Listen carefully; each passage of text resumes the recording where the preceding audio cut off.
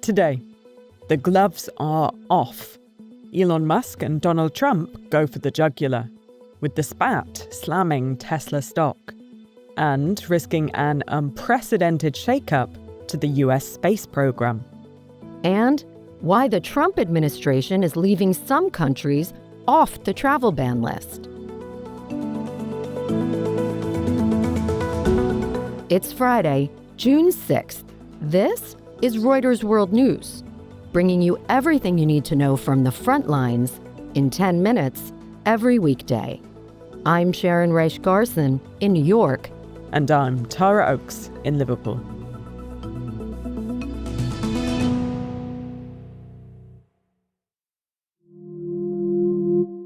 The bromance is over, and a brawl has broken out in real time on television and social media. Look, Elon and I had a great relationship. I don't know if we're well anymore. I was surprised. US President Donald Trump criticizing Elon Musk as the once close relationship between the world's most powerful man and his richest unraveled publicly. The on-camera comments came after Musk blasted Trump's tax bill earlier in the week as fiscally reckless and a disgusting abomination. But he knew every aspect of this bill. He knew it better than almost anybody. And he never had a problem until right after he left. And if you saw... The pair then lobbing verbal barbs at each other on their social media platforms, with Trump threatening to cut off government contracts to Musk's companies, and Musk suggesting the US president should be impeached. White House aides have scheduled a call between the two men later today. Our reporter Trevor Honeycutt is following all the twists and turns. It was pretty widely predicted, kind of both within Trump circles and just kind of the general public, that these two big egos could not coexist simultaneously forever. And so there's always been kind of a betting pool in DC as to how long this bromance between these two big personalities could last. Senior Republicans and even White House officials have told my colleague Nandita Bose that they find this infuriating and deeply worrying that there's been this split at a time when the Republican Party is trying to project unity behind Trump's vision. Musk seems to have taken Trump's threats to cut his government contracts seriously, saying he would begin decommissioning SpaceX's Dragon spacecraft used by NASA. Hours later, however, he appeared to reverse course. Responding to a follower on X urging him and Trump to cool off, Musk wrote, "Good advice. Okay, we won't decommission Dragon." Still, Musk's mere threat to abruptly pull its Dragon spacecraft out of service marks an unprecedented outburst from one of NASA's leading commercial partners. Sharon spoke to our Business of Space reporter, Joey Roulette. Musk has many contracts, right, with the government. How dependent is the U.S. on Musk?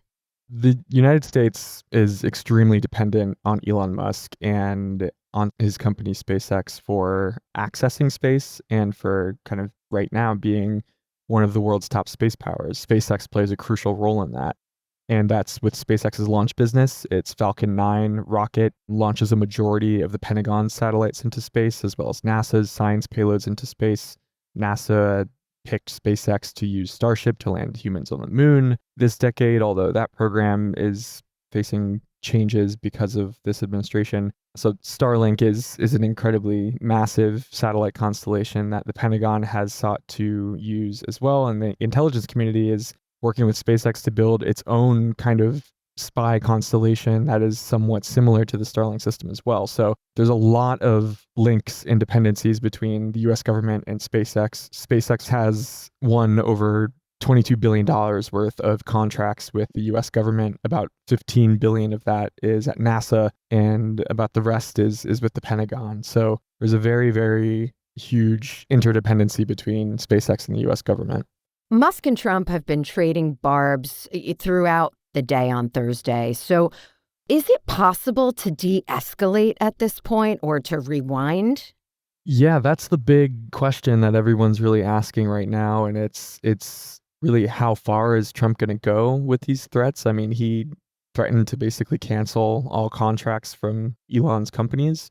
That would be devastating to SpaceX, and that would be extremely unprecedented. So it remains to be seen.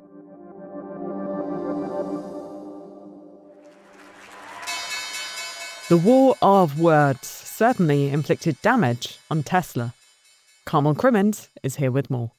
Investors dumped Tesla stock on Thursday as the back and forth between Trump and Musk got more acrimonious, and the electric vehicle maker ended the day down 14%, wiping $150 billion off its market value. Now, the stock is currently up around 5% in pre-market trading, on hopes that that call today between Trump and Musk brings some sort of rapprochement. We'll just have to wait and see how that goes. Continuing this feud is very risky for Musk's business empire. The fear is that US regulators craft rules in a way that could single out Tesla's plans for its driverless cars.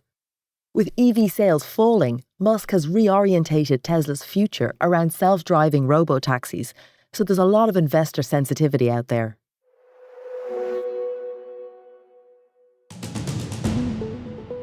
The US and China will resume trade talks that both sides hope will resolve a host of issues, including tariffs and critical minerals.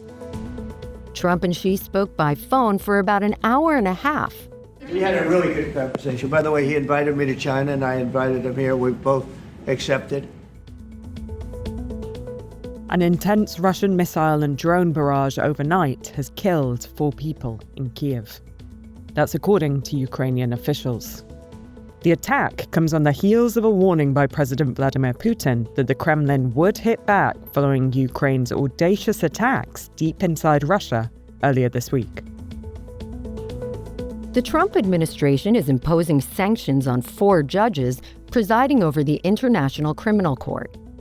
The unprecedented move is retaliation over the arrest warrant issued by the ICC for Israeli Prime Minister Benjamin Netanyahu and a past decision to open a case into alleged war crimes by U.S. troops in Afghanistan.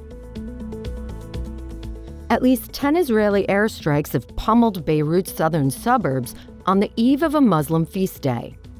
Lebanese officials say the attacks violate a ceasefire deal.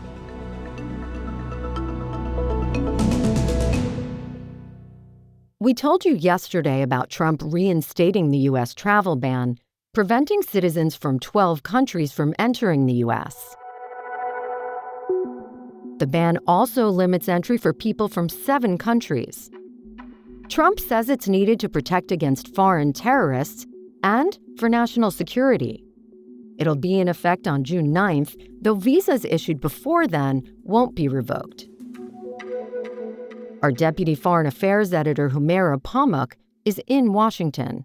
We should keep in mind that the administration has been working on this since coming into office on January 20th. Reuters reported in mid-March one draft of this travel ban list. So it's fair to say that this does not come out of nowhere. And it really fits into their overall policy, right? How different is this from the ban during Trump's first term? So the number of countries are higher, obviously. The first iteration that we reported in March had 41 countries. This one has close to 20. And so in that sense, it's much more expansive. I think this ban also requires a state of constant negotiation. The president has said there could be some changes, other countries might be added. We can understand that some countries might get off it. We have been hearing from sources that he's opening the door for a permanent period of negotiation. If those negotiations go well, you can get off the list. And are we likely to see any legal challenges? I mean, a lot of scholars that we've spoken to say the ban is likely to face legal challenges. Those lawsuits, they say, probably have an uphill climb because the latest ban contains various exemptions and it cites very specific security concerns with each country. Those lawsuits probably will have an uphill climb.